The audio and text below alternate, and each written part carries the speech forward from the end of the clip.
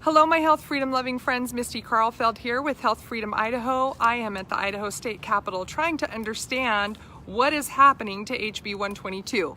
I'm here with Joel Bordeaux with Global CBD, and he has been working tirelessly to educate people about these new amendments. So let's ask you a couple questions, Joel. Thank you so much for joining me today. So tell me, you made a post last night about CBD with zero THC being illegal if this was passed. Can you tell me how that happens?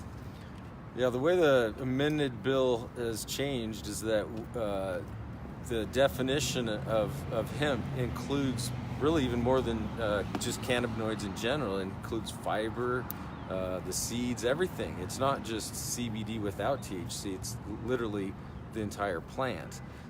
So anything that you have at Costco, your hemp oils, your hemp seed oils, all of that, because you have to have a permit by law to transport it, and there's no mechanism to give you a permit.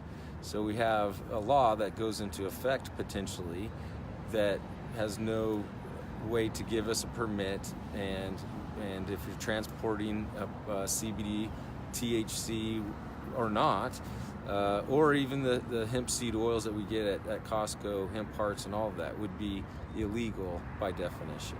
Because it's illegal to transport if this was passed.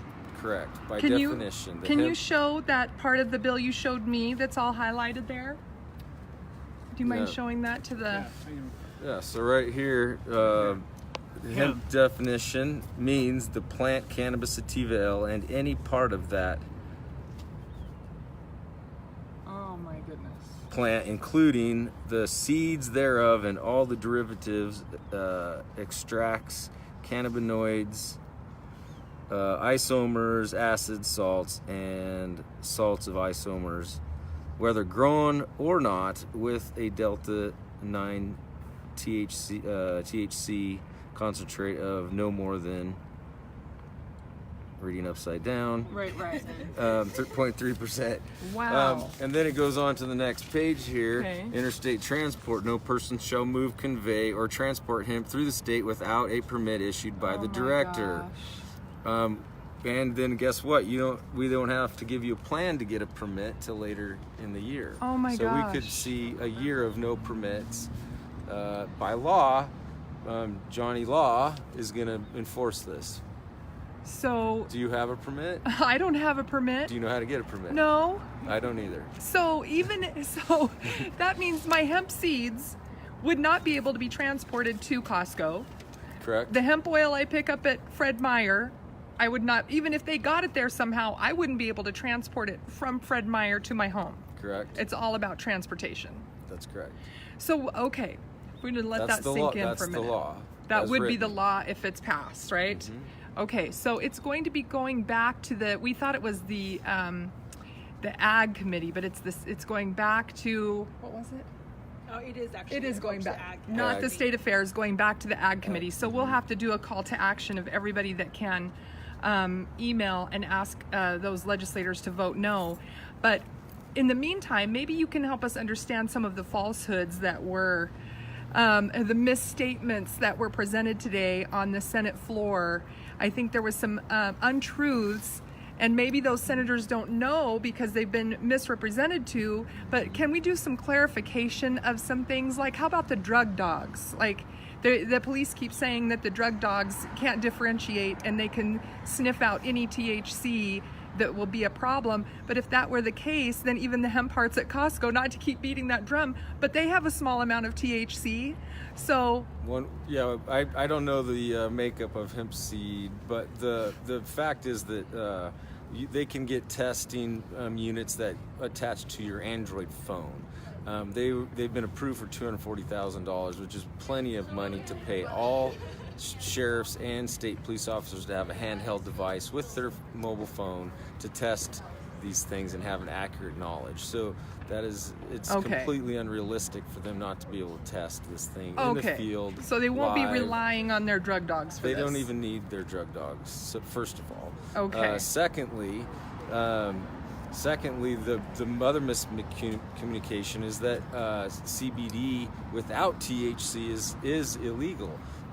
In 2005, the Attorney General wrote a memo that said as long as you have no THC and it's removed from the definition of marijuana, then you're not breaking a law in Idaho. Down here in Ada County, there's been a lot of misrepresentation of that. Federal law, yes, has a small amount of THC, but there is ways to remove all of the THC, so you wouldn't be breaking the law and having a CBD product.